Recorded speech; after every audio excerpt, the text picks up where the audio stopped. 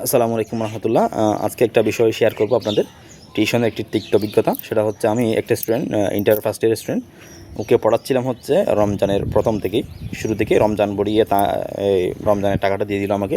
এরপরে ঈদের পর, অর্থাৎ ঈদের পর থেকে আমি শুরু করে যখন মাস পড়লো তখন আমি বাড়িতে যাব 1 তারিখ নাকি 2 তারিখ আমার খেয়াল নেই। সেদিন যেহেতু আমাকে টাকাটা তারা দেয়নি, আমি যেহেতু বাড়ি যাবো, আমার ঠিক যেহেতু টাকা পয়সার দরকার আছে, এই জন্য আমি স্টুডেন্টকে বললাম যে আমার টাকাটা যদি দিতে পারো তাহলে আমার ভালো হয়, কেন আমি একটু বাড়িতে যাচ্ছি এই জন্য। তো বলার পরে টাকাটা আমাকে পাঠাই দিই তারা। হ্যাঁ, ঠিক আছে। এরপরে আমাদের পরের মাসে কিন্তু আসে এই কুরবানির ঈদ। তো কুরবানির ঈদে যখন আমি ছুটে যাব 25 তারিখ আমি বাড়িতে যাওয়ার কথা ছিল। তো 25 তারিখ আমি স্টুডেন্টকে পড়ালাম, 24 তারিখও পড়াইছিলাম, 25 তারিখ পড়াইছিলাম, যেহেতু আমি বাড়িতে চলে যাব এই জন্য লাগাতার পড়িয়ে দিয়েছিলাম। ওকে সপ্তাহে 3 দিনই পড়াতাম আমি। তো যখন আমি চলে যাচ্ছি, যেদিন চলে যাব সেদিন পড়িয়ে আসলাম, সেদিন আমাকে টাকা দেয় নাই। তো আমি যেদিন যখন চলে যাচ্ছি বাড়িতে, তখন আমি ওকে, আমার স্টুডেন্টকে বললাম যে আমি তো বাড়িতে যাচ্ছি, আমার কোরবানির ঈদের বেশ কিছু খরচ আছে আমার, এর জন্য যদি পারো আমার টাকাটা দিও। তোমাদের যেমন ঈদ, আমাদেরও তো ঈদ, আমারও কিছু টাকা পয়সার দরকার আছে।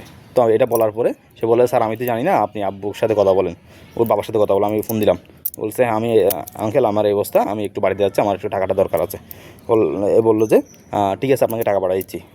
কিন্তু ওই মাসে আমাকে টাকা দেওয়ার কথা ছিল 3,500 টাকা। আমি যদিও 3,000 টাকা টিউশন বা 3,500 টাকা টিউশন কখনো করাই না, ওটা পড়াচ্ছিলাম আমার বাসার মোটামুটি পাশেই ছিল একদম।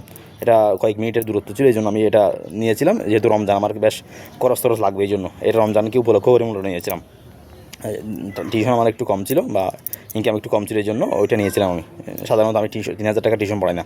আমার বর্তমানে যেগুলো আমি পড়াই 5,000 টাকা নিচে কাউকে পড়াই না, কারণ এখানে সাবজেক্ট মোটামুটি এবং সেভাবে পড়াই আলহামদুলিল্লাহ। সেই জন্য আমি মোটামুটি 5,000 টাকা করেই নিই। এটা বলতে হয় না, আমি বলিও না, এটা গার্ডিয়ানের কাছ থেকে দিয়ে দিই। তো যে কথাটা বলতেছিলাম সেটা হচ্ছে যে ওকে আমি পড়াতাম হচ্ছে, আমাকে হায়ার করছে ইংলিশ এবং আইসিটি পড়ানোর জন্য। তো আমি বলছিলাম যে ওকে পড়ানো যখন শুরু করছি, যে তোমার যদি অর্থনীতি কোনো সমস্যা থাকে আমাকে বলিও, আমি অর্থনীতি আলহামদুলিল্লাহ ভালোভাবে তোমাকে করতে পারবো, গাইড দিতে পারবো। তো এটা বলার পরে সে 1 মাস, অর্থাৎ ঈদের পরে 1 মাসের পরে সে আমাকে বলল যে, স্যার আমি অর্থনীতি আপনার কাছে পড়তে চাই, যা বলছে সেটার জন্য 500 টাকা বাড়াই দিবে। আচ্ছা ঠিক আছে, সমস্যা নেই, 500 টাকা বাড়াই দাও বা না দাও, এটা আমার কাছে কোনো ফ্যাক্ট না, দাও, সমস্যা নাই, পড়ো, আমি পড়াতে পারবো, সমস্যা নেই। তো এরপর থেকে কিন্তু পরের মাস থেকে আমি পড়াচ্ছিলাম, অর্থাৎ কুরবানির আগের মাসে।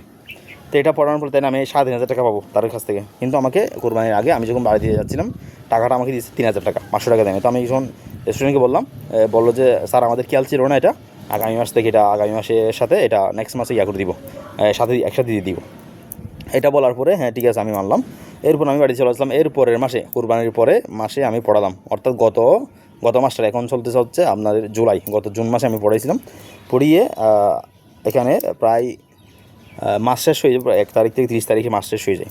তখন আমার হাতে টাকা পয়সাও নেই, টাকা পয়সা একটু শর্ট।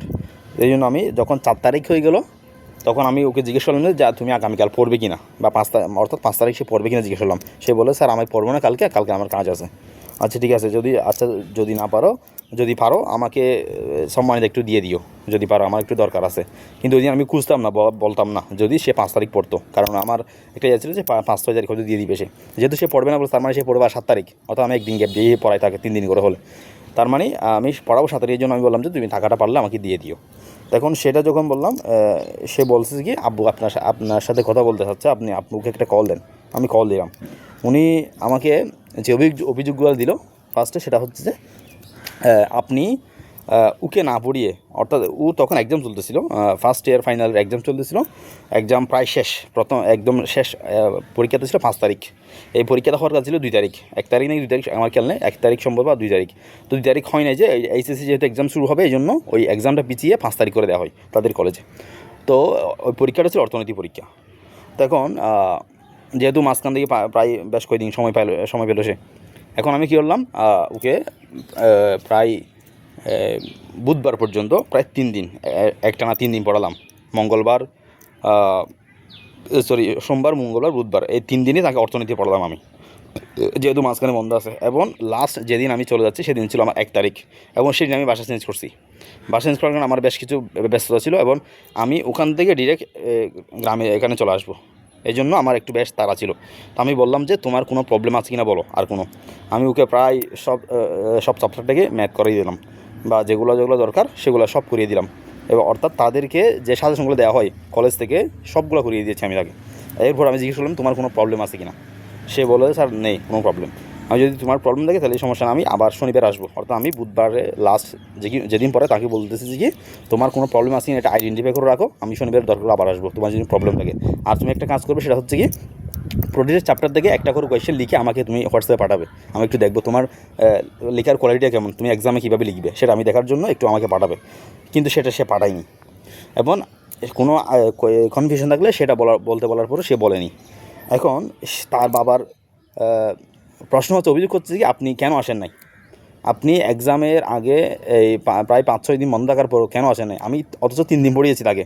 3 দিন পড়ানোর পরে তার কোনো ল্যাকিং আছে কি না, কিংবা কোনো তার অবুঝ কোনো টপিক আছে কি না সেটা জিজ্ঞেস করছি। সে বলছে নাই।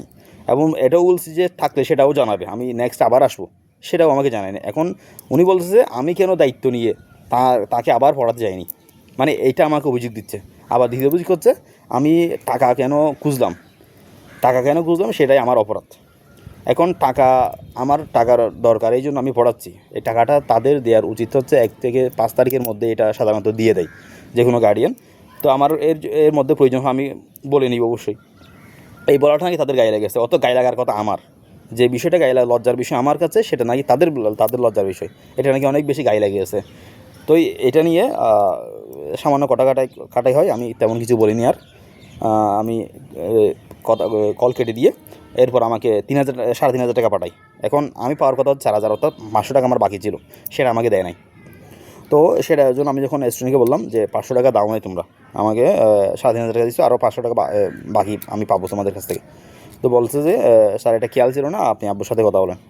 তা আমি আবার ফোন দিলাম, উনি কল রিসিভ করে নাই, কল কেটে দিয়েছে আমার। আমি ওকে ভয়েস দিয়ে বললাম যে আমার এই 500 টাকাটা তুমি পাঠিয়ে দাও, আমার দরকার আছে। তো যখন বললাম সেটা আমাকে কিছু জানায় নাই। এরপর আমি আজকে আবার ফোন দিলাম তার বাবাকে যখন ফোন দিলাম তখন আমাকে বলতেছে আপনার 500 টাকাটা আমি দিতাম, দিই নাই। কারণ হচ্ছে আপনি যে ওকে অর্থনীতি পড়াচ্ছেন সেই মাসে আমি জানতাম না। অথচ ওনার ছেলে আমার স্টুডেন্ট আমাকে বলছে যে আপনি পড়ান, আব্বু বলছে যে 500 টাকা বাড়াই দিবে। কথা ছিল তাদের, পড়াচ্ছি আমি। অথচ 500 টাকা দিয়ে একটা সাবজেক্ট কখনো পড়াই না কেউ।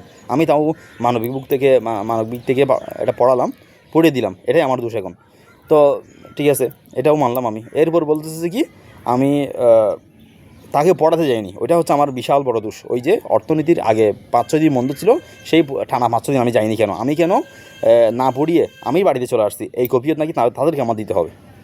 মানে আমি 3,000 টাকা দিয়ে একটা টিউশন, 3,500 টাকা টিউশন আমি তাদের কাছে বিক্রি হয়ে গেছি। আমার কোনো কাজবাজ নাই, আমার কোনো বিপদ আপদ নাই, সবসময় ওদের কাছে লেগে থাকতে হবে। অথচ আমি তাকে পড়িয়ে দিয়ে এসেছি, পড়িয়ে না দিয়ে এসে না গেলে বা বাড়িতে চলে আসলে এটাও একটা কথা ছিল। অথচ আমি তাকে টানা 3 দিন পড়িয়ে অর্থনীতি শেষ করে দিয়ে এবং এটাও বললাম যে তোমার প্রবলেম থাকলে সেটা আমাকে জানাবে। এইসব কিছু বলার পরও আমাকে দোষ দিচ্ছে কি আপনি আসেন নাই কেন, আপনি এতে দায়িত্ব জ্ঞানহীন কাজ করছেন, আপনি নিচু মানসিকতার মানুষ, আপনি টাকার চিন্তা করে পড়াচ্ছেন, আপনি স্টুডেন্টের প্রতি যত্নশীল হয়ে পড়াচ্ছেন না। মানে যা তা বলে যাচ্ছে। মানে এমন গার্ডিয়ানকে কী বলা যায়, জাস্ট আপনাদের কাছে আমি একটু কমেন্টে জানতে চাচ্ছি এমন গার্ডিয়ানকে কী বলা যায়। এখনও 500 টাকাটা পাঠাই নাই, দিবে বলছে, জানি না দেয় কি না, আল্লাহ মালুম। এমন গার্ডিয়ানকে কী বলা যায় আপনারা বলেন। এবং আমার এখানে কী দোষ ছিল এই কথাগুলোর মধ্যে, বা এসব কিছুর মধ্যে আমার কী দোষ ছিল আপনারা সেটাও জানাবেন আমাকে। ধন্যবাদ সবাইকে, আসসালামু আলাইকুম।